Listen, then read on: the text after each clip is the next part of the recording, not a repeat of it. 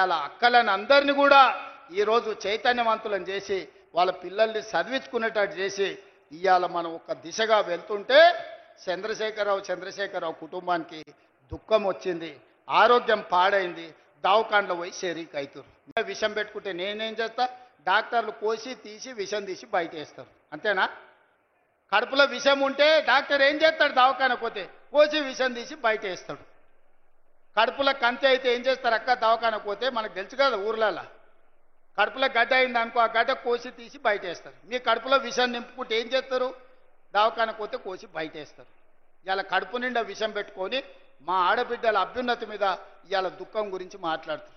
ఇక నిరుద్యోగ యువకులు ఆనాడు అగ్గికి ఆవుతైన వాళ్ళు కొందరు, ఉరి కొయ్యలకు వేలాడి ఉరేసుకున్న వాళ్ళు ఇంకొందరు, రైలుకు ఎదురేగి ప్రాణ త్యాగాలు చేసిన వాళ్ళు ఇంకొందరు.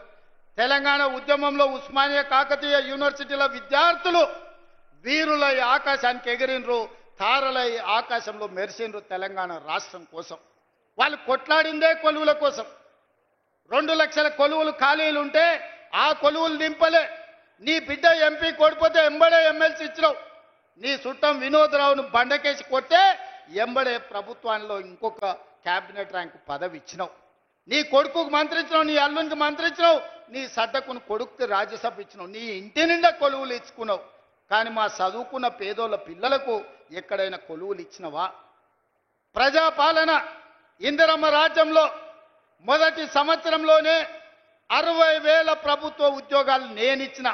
ఎల్బీ స్టేడియంలో లెక్క తప్పంటారని, తప్పుడు కూతలు కూస్తారని కుటుంబాలతో సహా ఉద్యోగాలు వచ్చిన పిల్లల్నే కాదు వాళ్ళ తల్లిదండ్రులను కూడా పిలిపించి ఎల్బీ స్టేడియంలో మేము ఎక్కడ ప్రమాణ స్వీకారం చేసినామో గక్కనే 60,000 మంది ప్రభుత్వ ఉద్యోగాలు కొలువులు ఇచ్చి 60,000 ఉద్యోగాలు ఇచ్చిన లెక్క కట్టుకో. ఒక్క తలకాయ తక్కువ ఉంటే నువ్వు వచ్చి నన్నాడు కానీ సవాలు విసిరిన ఆ సన్నాసి దాని గురించి మాట్లాడు. ఇప్పుడు కూడా నేను చెప్తున్నా, 2.5 సంవత్సరాలు పూర్తి చేసుకునే లోపల మా పరిపాలన 2.5 సంవత్సరాలు పూర్తి చేసుకునే లోపల ఇంకా 40,000 ఉద్యోగాలు ఇచ్చి మొదటి అర్ధ భాగంలో 1,00,000 ప్రభుత్వ కొలువులు ఇచ్చి దేశానికే ఆదర్శంగా నిలబడి తెలంగాణ మోడల్ అంటే ఇదిరా, తెలంగాణ రాష్ట్రంలో నిరుద్యోగులను ఆదుకునే సోదరుడు ఉన్నాడు, ప్రభుత్వ కొలువులు వస్తాయి, చదువుకున్న పిల్లలకు వాళ్ళ కులాలు చేపలు పట్టుడు చెప్పులు గుట్టుడు కాదు, వాళ్ళు ప్రభుత్వ కొలువులు చేస్తే వాళ్ళ తల్లిదండ్రుల జీవితాలు మారుతాయి. ఉపాధి హామీ కూలికి పోయి రూపాయి కూడబెట్టి పిల్లలకు కోచింగ్ సెంటర్లలో ఫీజులు కట్టనికే మెడ మీద ఉన్న తాళి అమ్మిన తల్లిదండ్రులు నాకు చాలామంది తెలుసు. వాళ్ళ కష్టాలు తీరాలని, వాళ్ళ పిల్లలు పీజీలు పిహెచ్డీలు చదవాలని, డాక్టర్లు లాయర్లు కావాలని, తమ జీవితాలలో వెలుగు రావాలని కోట్లాది మంది పేదలు గ్రామాలలో కలలు అన్నారు. అందుకే ఆ పిల్లల కోసం సర్కారు కొలువుల కోసం ఎదురు చూడకుండా ఎంబడెంబడే నోటిఫికేషన్లు ఇచ్చి ఈరోజు ఉద్యోగాలు ఇస్తున్నాం. మధ్యలో కొంత ఆలస్యమైంది, ఎందుకంటే మా దామన్న సుప్రీంకోర్టు నుంచి ఆర్డర్ తెచ్చిండు. మాదిగా ఉపకులాల వర్గీకరణ జరగాలని సుప్రీంకోర్టు ఆదేశం ఇచ్చింది. నేను నోటిఫికేషన్లు ఇస్తే సమాజానికి నష్టం జరుగుతుందని మా సంపత్ కుమార్ చెప్పిండు. అయితే ఇది అమలు చేసి నోటిఫికేషన్ ఇస్తా, 6 నెలలు ఆలస్యమైంది, మా మాదిగ సోదరులకు న్యాయం చేస్తా అని చెప్పి చట్టం చేసి ఇవాళ 1000 కొలువులు మళ్ళా నోటిఫికేషన్లు ఇవ్వడానికి ముందుకు వచ్చినాం.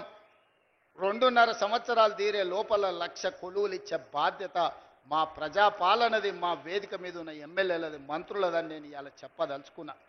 ఇవాళ అదే కాదు, ఇవాళ ఈ చట్రోలు గ్రామానికి వచ్చినా అంటే యంగ్ ఇండియా ఇంటిగ్రేటెడ్ స్కూల్ అక్క స్కూల్లో బడికి సున్నమేనికే 2 లక్షలు ఇచ్చినోడు లేడు.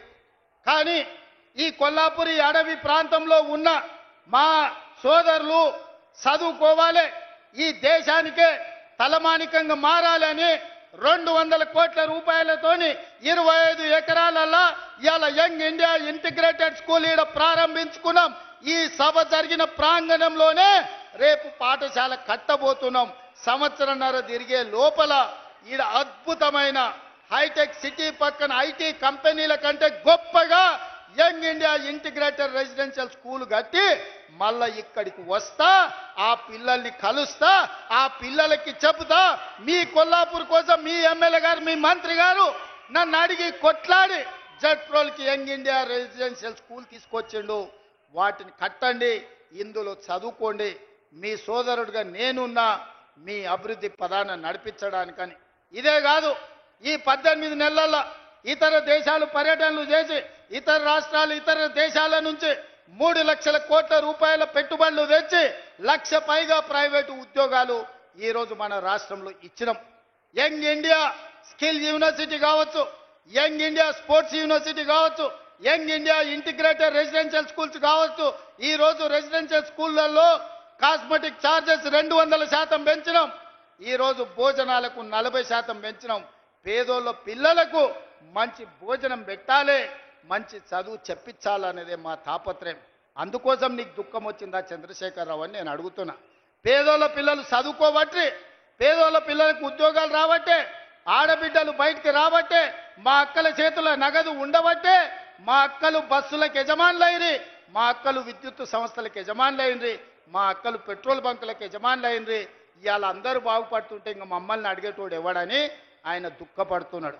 అందుకే నీ దుఃఖం 10 ఏళ్ల వరకు అట్లనే ఉంటుంది. అది పెరిగి పెద్దదై భూతమై నిన్ను కబలిస్తే తప్ప నీకు విముక్తి లేదు.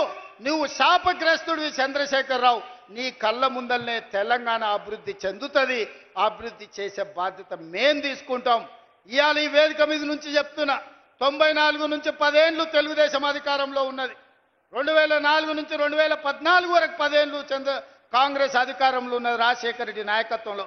2014 నుంచి 2024 వరకు చంద్రశేఖరరావు ఈ తెలంగాణ రాష్ట్రానికి బీఆర్ఎస్ అధికారంలో ఉన్నది. 2024 నుంచి 2034 వరకు రాసుకో చంద్రశేఖరరావు. నీ డైరీలో కాదు, నీ గుండెల్లో రాసుకో. నీ కొడుకు గుండె మీద రాయి. 2034 వరకు ఈ సోదరుడు పాలమూరు బిడ్డ తెలంగాణకు ముఖ్యమంత్రిగా ఉంటాడు. పాలమూరు నుంచే ప్రజా ప్రభుత్వాన్ని నడుపుతాం. ఇది నా మాట. నువ్వు నీ గుండెల్లో రాసుకో చంద్రశేఖరరావు. పాలమూరు నుంచే శాసనం చేస్తాం. పాలమూరు నుంచే శాసనసభను నడిపించే బాధ్యత నేను తీసుకుంటా. నువ్వు దుఃఖం వస్తుందో, బాయిలో దుంకుతావో, పెట్రోల్ పోసుకొని తగిలబెట్టుకుంటావో అది నీ ఇష్టం. కాకపోతే నా కోరిక ఒక్కటే, నువ్వు అసెంబ్లీకి రావాలి, అపోజిషన్లో కూర్చోవాలి. మేము చేసే మంచి పనులు చెప్తుంటే నువ్వు కుమిలి కుమిలి ఏడవాలి. అందుకే నేను అసెంబ్లీకి పిలుస్తున్నా. నువ్వు చేసిన ద్రోహం ఏందో, నువ్వు చేసిన అన్యాయం ఏందో, నువ్వు పాలమూరుకు మొత్తం ఎడారిగా మార్చిందేందో, నువ్వు కట్టకుట్ట వదిలిన పాలమూరు, రంగారెడ్డి, కల్వకుర్తి, భీమా, నెట్టంపాడు, కోయిల్ సాగర్ ఈ ప్రాజెక్టులన్నింటినీ పూర్తి చేసే బాధ్యత నేను తీసుకుంటా. తుమ్మిడిఎట్టి దగ్గర నుంచి నీళ్లు తీసుకొస్తా. రంగారెడ్డి జిల్లా వికారాబాద్, చేవెళ్ళ, తాండూరు, పరిగికి నీళ్ళు ఇచ్చే బాధ్యత నేను తీసుకుంటా.